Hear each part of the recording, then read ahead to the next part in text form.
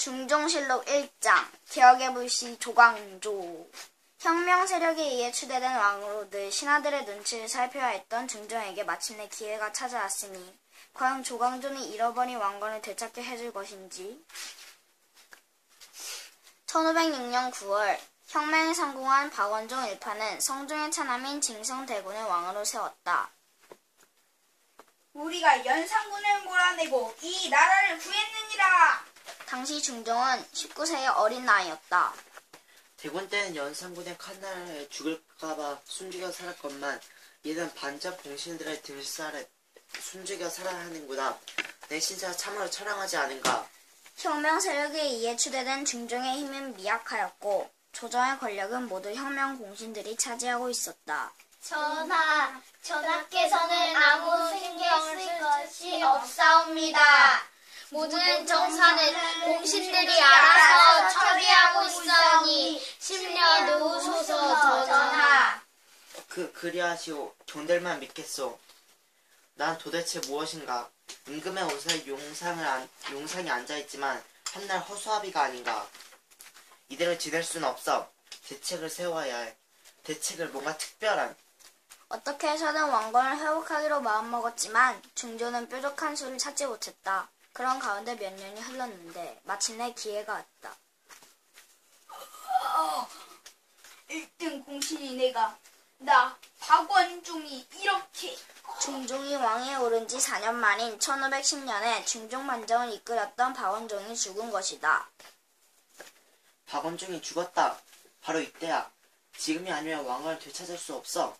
그 무렵 연산군 시대의 관직에서 내쫓겼던 선비들이 개혁을 호소하는 상소를 올리기 시작했다. 그래, 바로 이거야. 사람들을 등용하는 거다. 사람들로 하여금 공신들을 견제하도록 하면 될 것이야. 이 일을 해낼 적합한 인물이 없을까? 응? 성균관 유세 조광조를 등용하라고? 학문의 이치를 두렵게 들어 왕이 나갈 길을 알려줄 수 있는 유일한 인물이란 말이지. 중종은 곧 조광조에 대해 알아보기 시작했다. 조광조라. 조광조는 성종 때의 유명한 학자였던 김굉필의 제자이다. 그는 29세의 나이로 진사시험에서 장원급제하여 성균관에 입학한 선비였다. 중종은 곧 조광조에게 벼슬을 주어 관리로 등용하려 했지만 신하들의 반발이 만만치 않았다. 조광조는 아니되옵니다, 전하. 무조건 책에 적힌 대로만 행동하는 조광조를 조정해주면 장차 큰 문제가 생길 것입니다. 그렇사옵니다. 문자에만 집착하는 자는 정치를 할 수 없는 법이옵니다. 문학에 미친 자는 살인해서 공부나 하라고 하소서. 과인이 왕으로서 곁에 학자를 한 사람 두고 학문을 배우려고 하는데 그게 그렇게 큰 문제란 말이오? 조광조는 조정을 혁신하고 공신들을 모두 쫓아내야 한다고 말하고 다니는 자입니다. 학자는 조광조 말고도 무수히 많습니다. 학문을 그들에게 배워도 되옵니다. 신하들의 강력한 반대 때문에 중종은 뜻을 접어야 했지만 조광조를 포기하지는 않았다. 어떻게든 조광조를 등용시켜야 할 것인데 나를 도와줄 인물이 없을까? 전하, 이조판서 안당이 백기를 청하나이다.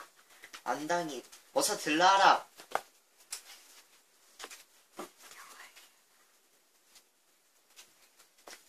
전하, 일단 조광조를 한번 만나보시옵소서. 만나신 후에도 조광조를 등용하고자 하는 마음이 확고하신다면 신이 성균관 유생들과 함께 조광조를 청구하겠나이다. 오, 그래 해주겠어? 나 조광조를 만나보고 싶었어. 그러면 신이 책임지고 조광조를 데려오겠나이다. 다음날 밤 안당은 조광조를 은밀히 대전으로 데리고 와 중종과 단둘이 만나도록 했다. 그대는 정치를 무엇이라고 생각하는가? 정치는 왕도를 실현하는 수단입니다. 그렇다면 왕조는 무엇인가? 백성을 백성답게 하고 신하를 신하답게 하고 임금을 임금답게 하는 것입니다. 임금이 임금답게 되려면 어떻게 해야 하는가? 백성을 하늘처럼 여기고 스스로 머리를 숙여 나다니면 백성이 모두 임금을 하늘처럼 여기고 따를 것입니다. 오, 그대는 과연 비범한 인물이로다. 내 그대를 곁에 두고자 한다. 나를 도와줄 수 있겠는가? 소생, 아닌 것은 없으나 백성을 위해 일할 기회를 주시면 목숨을 바쳐 일하겠나이다. 며칠 뒤에 조광조는 성균관 유생 200명의 천고와 이주판서 안당의 추천으로 관리로 임용되었다. 그리고 그해 가을에는 예조 좌랑에 올랐다. 전하, 성리학은 공자의 유학을 중심으로 중국의 모든 학문을 하나로 정리한 학문이옵니다. 그러니 전하께서는 성리학을 정치와 교화의 근본으로 삼아야 할 것입니다. 하지만 백성들은 아직까지 불교를 널리 믿고 있네. 또 신하들의 학문과 현실은 다른 것이라 말하고 있어. 그러니 어떻게 성리학으로 백성을 교화하고 신하를 다스리겠나? 백성들에게 성리학을 퍼뜨리면 우선 향약을 실시해야 할 것입니다. 향약? 그렇습니다. 향약이란 민간의 규약인데 그 속에 성리학적인 도덕관과 규범을 만들어 백성들이 스스로 실천하고 규제하게 하는 제도입니다. 그러나 어리석은 백성들이 과연 그 규범을 지킬까? 각 지방의 유림들을 이용하여 규범을 지키게 하고 규칙을 어긴 자에게는 유림들이 벌을 수 있도록 권한을 부여하면 될 것입니다. 그러면 되겠군. 다음으로 선량가를 도입하십시오. 편량가라니? 지금껏 나라의 관리는 모두 과거 시험을 통해 뽑았습니다.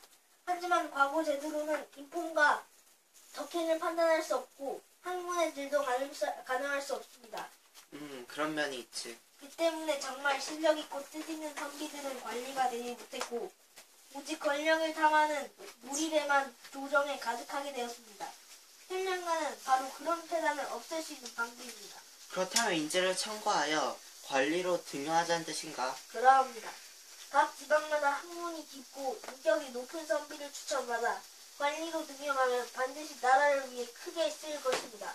조광조의 권위를 받아들인 중종은 향약과 상량과를 실시하겠다고 천명했다.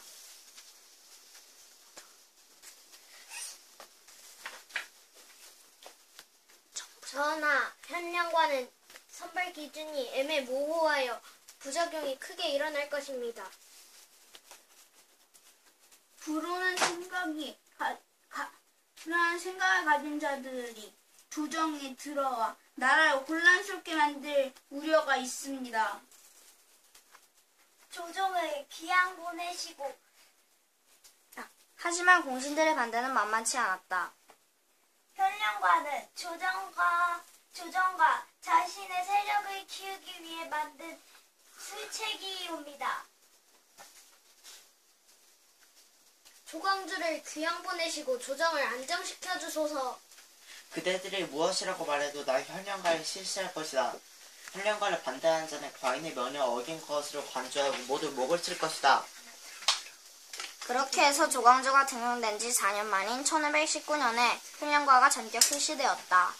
현량과는 인재를 천거하여 뽑는 제도이다. 서울에서는 사관이 인재의 성균관에 천거하며 성균관에서 이를 예조에 보고하였고 지방에서는 유향소에서 수령에게 인재를 청구하면 수령이 관찰사에게, 관찰사가 예조에 보고하였다. 또한 육조 및 한성부, 사헌부, 홍문관, 사관원에서도 독자적으로 예조에 청구할 수 있다. 이렇게 해서 청구된 사람은 왕이 직접 참석한 자리에서 시험을 치른 뒤에 성적에 따라 선발되었다. 전국에서 청구된 후보자는 120명이었고 그 중에서 현량과를 통해 급제한 사람은 28명이었다. 이들 28명은 모두 조광조를 추종하는 성리학자들이었다. 조광조와 증종은 이들을 기반으로 삼아 왕권을 강화하고 정치를 혁신할 계획이었던 것이다. 전하는 지금 조광조에게 휘둘리고 있소. 이대로 있다가는 공신들은 모두 물러나게 될 것이오. 대책을 세워야 합니다. 빨리 조광조를 밀어냅시다. 중종실록 1장 문정왕후의 수렴청정과 을사사화. 드디어 아들 경원대군을 왕으로 앉히는데 성공한 문정왕후. 이제 국정을 제 마음대로 하기 시작하는데 1545년 7월에 12세의 어린 경원대군이 왕위에 올랐으니 바로 명종이다. 왕이 너무 어린 까닭에 문정왕후가 편전에 수렴을 내리고 정사를 처리했으니 당시 사람들은 여왕이 등극했다고 했다. 문정왕후가 왕권을 장악하자 조정은 윤원로와 윤원형이 세상이 될 판이었다. 이제 우리 세상이다. 앞으로 이 형과 함께 조정 잘 이끌어가도록 하세요. 형님, 이럴 때일수록 몸가짐을 조심해야 하는 법입니다. 특히 형님은 말씀을 함부로 하고 다니는 것이 문제예요. 무엇이? 내가 무슨 말 함부로 하고 다닌다는 게야? 오늘날 우리 혼자 이렇게 영화를 누르게 된 것이 모두 내 덕이 아니고 뭐란 말이냐? 형님께서는 지금 조정에서 형님에 대해 무슨 말이 오고 가는지 알지도 못하고 그런 말씀을 하십니까? 조정에서 나에 대해 무슨 말을 한단 말인가? 그 무렵 편전에서는 대신 유인경과 유권이 어린 왕과 문정왕후를 만나고 있었다. 내가 어린 전하 옆에 발을 내리고 앉은 것은 모두 조정을 편안하게 하기 위함이요. 그러니 형들의 나를 도와 충성을 다하고 나란 일을 도와야 할 것이요. 그러나 간신 같은 무리가 있어 왕실 내부를 이간질하고 조정을 혼란스럽게 하고 있습니다. 그런 자를 먼저 처단하게 하소서. 그게 누구요? 바로 마마의 아우 윤원로입니다. 윤원로는 대행왕과 금상을 서로 이간시키고 형제 간의 우애를 깨트리는 자입니다. 그러합니다, 마마. 지금 백성들은 윤원로의 살을 뜯어 먹어도 속이 시원치 않다고들 말하는 지경입니다. 아니, 사람들이 지금 나와 한번 겨뤄보자는 것인가? 형들의 말이 조금 지나치구려. 윤원로는 나의 아우인데 나를 앞에 두고 어찌 그런 말을 한단 말이오? 송구하오나 방아. 조정 대신들의 중면에 윤원을 극형에 처해야 한다는 것이옵니다. 윤원로에 죄가 없는 것은 아니지만 어떻게 근거도 없이 함부로 극형을 운운한단 말이오? 그만들 물러가시오!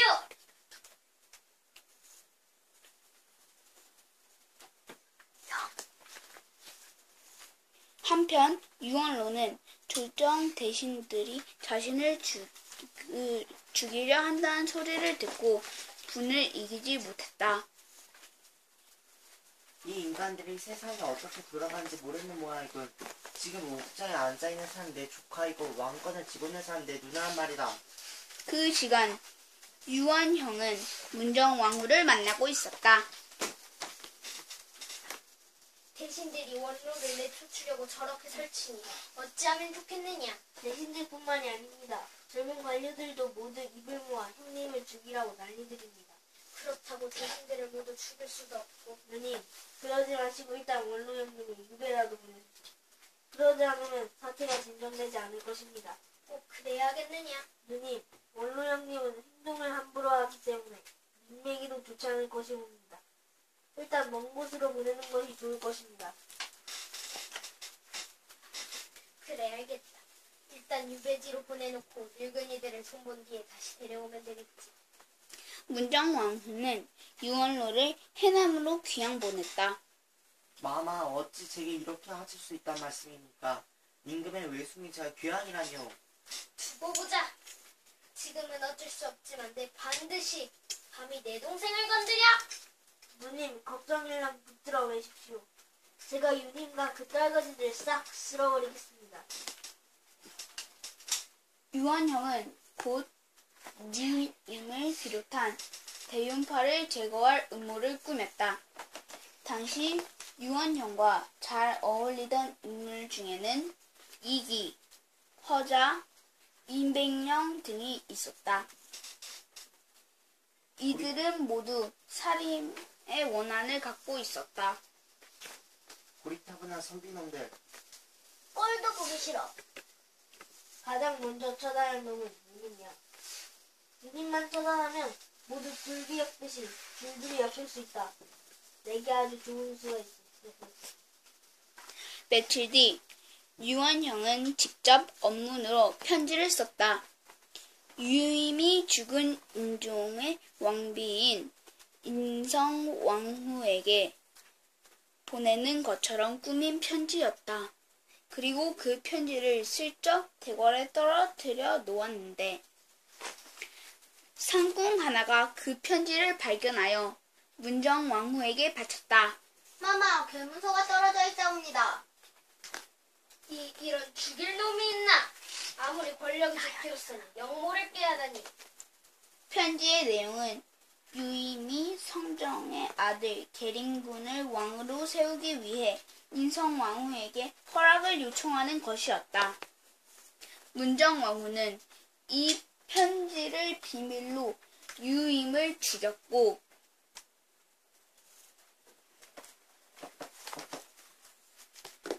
나라 이놈들아, 내가 무슨 죄가 있다고 이러느냐? 융원로를 탄핵했던 정승 윤권 및 억울하오. 억울해! 유님과 친분이 있던 이주판서 유인순 등 수십 명을 모두 처형했다. 이때 죽은 사람들은 모두 살인 세력이었기 때문에 이 사건을 일사사화라고 한다.